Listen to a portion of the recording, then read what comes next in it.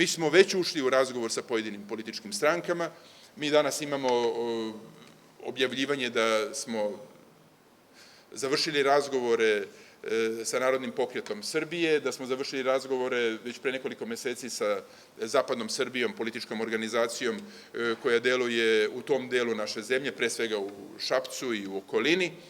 Vodimo razgovore sa drugim opozicionim strankama ovoga trenutka, upravo oko platforme oko koje treba da se okupimo, jer je nesumnjivo potrebno da se postojećoj vlasti uspostavi jedna drugačija alternativa i jedna alternativa koja obezbeđuje stvarno perspektivu razvoja Srbije. Iskustvo je na našoj strani. Način upravljanja zemljom je takođe deo našeg iskustva, međunarodni odnosi su takođe deo našeg iskustva.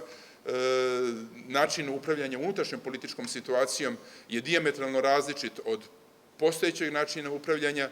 Tačno je da mi ovog trenutka nemamo procenat glasova koji ima vladajuća stranka Srpska napredna stranka, ali je i tačno da mi nemamo pristup građanima kroz uobičajene sredstva komunikacije, prosto mi smo blokirani kao politička organizacija, a ono što je takođe tačno to je da finansijska politika prema političkim organizacijama koji su deo političkog sistema je takva da urušava demokratiju kroz izgovore mera štednje.